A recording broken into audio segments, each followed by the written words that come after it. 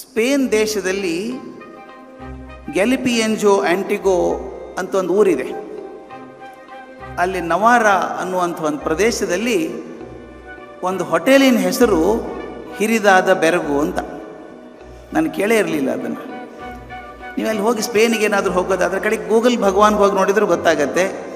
ಬೆರಗು ಹೋಟೆಲ್ ಅಂತ ಬರೀರಿ ನೀವು. ನನಗೆ ಆಶ್ಚರ್ಯ ಅದು. ನನ್ನ ಸ್ನೇಹಿತರಿಗೆ ನಾನು ಸ್ಪ್ಯಾನಿಷ್ ಬರೋರಿಗೆ ಕೇಳಿದ್ದೆ ಅದನ್ನು, ಇದೇನು ಹೆಸರಿಟ್ಟಿದ್ದಾರೆ ಹಿರಿದಾದ ಬೆರಗು ಅಂತ.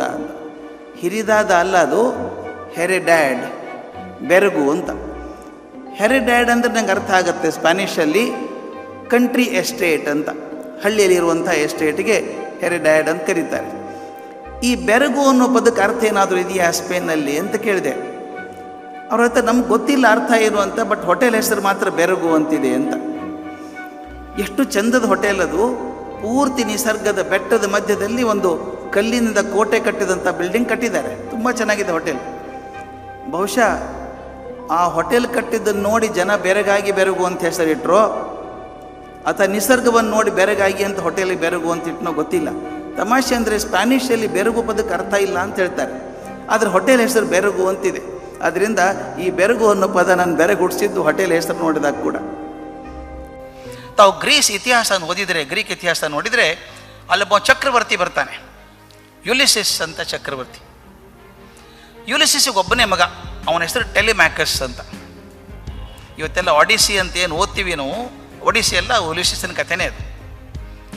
ಆಗಿನ ಕಾಲದ ರಾಜರಿಗೆ ಎರಡೇ ಹುಚ್ಚು, ಒಂದು ಯುದ್ಧ ಮಾಡೋದು, ಒಂದು ಆರಾಮಾಗಿರೋದು.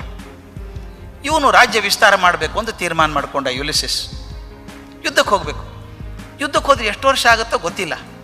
ಅವನು ಒಂದೇ ಚಿಂತೆ ಅಂದರೆ, ನಾನು ಮಗನ ಬಿಟ್ಟು ಹೋದರೆ ಮಗನ ಯಾರು ನೋಡ್ಕೋತಾರೆ, ಯಾರು ಬೆಳೆಸ್ತಾರೆ? ಮಂತ್ರಿಗಳಿಗೆ ಹೇಳಿದ. ಮಂತ್ರಿಗಳ ಸಾಮ್ರಾಜ್ಯ ಎಲ್ಲ ಅಡ್ಡಾಡಿ ಒಬ್ಬ ಮನುಷ್ಯನ ಕರ್ಕೊಂಬಂದರು, ಮಧ್ಯ ವಯಸ್ಕನ ಕರ್ಕೊಂಬಂದರು. ಇವು ನೋಡಿ ಸರ್, ಇವನು ಭಾಳ ಒಳ್ಳೆ ಮನುಷ್ಯ, ಇವನ ಜವಾಬ್ದಾರಿಯಲ್ಲಿ ಮಗನ ಬಿಟ್ಟು ಹೋಗಿ ಅಂದರು. ಯುಲಿಸಿಸ್ ತನ್ನ ಮಗ ಟೆಲಿಮ್ಯಾಕಸನ್ನು ಈ ಮಧ್ಯ ವಯಸ್ಕನ ಕಡೆ ಬಿಟ್ಟು ಹೋದ. ಯುದ್ಧ 12 ವರ್ಷ ಆಯಿತು. 12 ವರ್ಷ ಬರಲೇ ಇಲ್ಲ ಮನೆ ಕಡೆಗೆ. 12 ವರ್ಷ ಆದಮೇಲೆ ಯುಲಿಸಿಸ್ ಬಂದಾಗ ಈ ಪುಟ್ಟ ಹುಡುಗ ತರುಣ ಆಗಿದ್ದಾನೆ, ಶೌರ್ಯವಂತ ಆಗಿದ್ದಾನೆ, ಕರುಣಾಶೀಲ ಆಗಿದ್ದಾನೆ, ಸಮರ್ಥ ಆಗಿದ್ದಾನೆ, ಜನಪ್ರಿಯನಾಗಿದ್ದಾನೆ, ಅತ್ಯಂತ ಒಳ್ಳೆಯ ಮನುಷ್ಯ. ಆಗ ಯುಲಿಸಿಸ್ ಹೇಳಿದ್ದಂತೆ, ನಾನೇ ಬೆಳೆಸಿದ್ರು ಮಗನ ಇಷ್ಟು ಚೆನ್ನಾಗಿ ಬೆಳೆಸೋಕೆ ಸಾಧ್ಯ ಇರಲಿಲ್ಲ. ಇದು ಬೆಳೆಸಿದ್ದು ಆ ಮೆಂಟರ್ ಅಂತ. ಆ ಮೇಷ್ಟ್ರದ್ನಲ್ಲ ಮಧ್ಯ ವಯಸ್ಕ, ಅವನ ಹೆಸರು ಮೆಂಟರ್. ನೋಡಿ ಎಷ್ಟು ಚೆನ್ನಾಗಿದೆ. ಒಬ್ಬ ಮನುಷ್ಯ ಒಂದು ಮಗುವಿನ ಸಮರ್ಥವಾಗಿ ಬೆಳೆಸಿದ್ರಿಂದ ಅವನ ಹೆಸರು ಶಾಶ್ವತ ಆಗೋಯ್ತು. ಎಲ್ಲಿವರೆಗೂ ಭಾಷೆ ಇರ್ತದೋ ಅಲ್ಲಿವರೆಗೂ ಮೆಂಟರ್ ಪದ ಉಳ್ಕೊಂಡ್ಬಿಡುತ್ತೆ. ನಾನು ಅದಕ್ಕೆ ನಮ್ಮ ಟೀಚರ್ಸ್ ಹೇಳ್ತಾ ಇರ್ತೀನಿ, we are more fortunate than mentor, because poor mentor had only one student, we have got so many students. ಅವ್ರು ಒಂದೇ ಸ್ಟೂಡೆಂಟ್ ಇದ್ದ ಮೆಂಟರ್ಗೆ, ನಮ್ಗೆ ಇಷ್ಟೊಂದು ಜನ ಶಿಷ್ಯರಿದ್ದಾರೆ, ಬೇಕಾದ ಮಾಡ್ಬೋದು ಅಂತ. ಯಾಕೆ ಈ ಮಾತನ್ನು ಹೇಳ್ತೀನಿ ಅಂದರೆ, ಮೆಂಟರ್ ಏನು ಮಾಡಿದ ಅವನ ಕೆಲಸ? ಗ್ರೀಕ್ ದೇಶದ ಇತಿಹಾಸ ಕಲಿಸಿದ ಮಗುಗೆ, ನೋಡೋ ನೀನು ಯಾರೂ ಅಲ್ಲ, ಸಣ್ಣವನಲ್ಲ, ಈ ಪರಂಪರೆಗೆ ಸೇರಿದವನು ಕಣೋ ನೀನು, ನಮ್ಮ ಹೆಮ್ಮೆ ಬೆಳೆಸ್ಬೇಕಲ್ರಿ. ಅಯ್ಯೋ ನಮ್ಮ ದೇಶದಲ್ಲಿ ಏನಿದೆ ಬಿಡ್ರಿ ಅಂದ್ಕೊಂಡಿದ್ರೆ ಏನೂ ಆಗಲ್ಲ.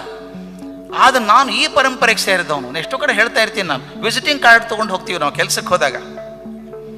ವಿಸಿಟಿಂಗ್ ಕಾರ್ಡ್ ಕೊಟ್ಟಾಗ 6 ಇಂಚ್ ಉದ್ದಾಗಿರ್ತಾನೆ ನೀವು. ನೀವ್ಯಾರು ಅಂತ ಕೇಳ್ತಾರೆ. ಕಲ್ಪನೆ ಮಾಡ್ಕೊಳ್ಳಿ, ನಾನು ಹಾರ್ವರ್ಡ್ ಯೂನಿವರ್ಸಿಟಿಯಲ್ಲಿ ಪ್ರೊಫೆಸರು ಅಂತ ಇಟ್ಕೊಳ್ಳಿ. ನಾನು ಕಾರ್ಡ್ ಕೊಡ್ತೀನಿ, ಪ್ರೊಫೆಸರ್ ಆಫ್ ಹಾರ್ವರ್ಡ್ ಯೂನಿವರ್ಸಿಟಿ ಅಂದಾಗ ನೋಡೋರ ಕಣ್ಣಲ್ಲಿ 6 ಇಂಚ್ ಎತ್ತರ ಆಗಿರ್ತೀನಿ ನಾನು. ಓಹ್, ಅಲ್ಲಿದ್ದು ಬಂದ್ರ ನೀವು ಅಂತಾರೆ ಅವರು. ಅಂದರೆ ವಿಸಿಟಿಂಗ್ ಕಾರ್ಡ್ ಎಂಥ ಧೈರ್ಯ ಕೊಡುತ್ತೆ ನಿಮಗದು. ವಿಸಿಟಿಂಗ್ ಕಾರ್ಡ್ ಅಂದರೆ ಏನು? ನೀವು ಆ ಪರಂಪರೆಗೆ ಸೇರಿದವರು ಅಂತ ದಾಖಲೆ ಅದಷ್ಟೇ, ಆ ಸಂಸ್ಥೆಗೆ ಸೇರಿದವರು ಅಂತ. ಹಾಗೆ ನಾನು ವಿಸಿಟಿಂಗ್ ಕಾರ್ಡ್ ಕೊಡಬಾರ್ದ, ನಾನು ಭಾರತ ದೇಶದವನು ಅಂತ?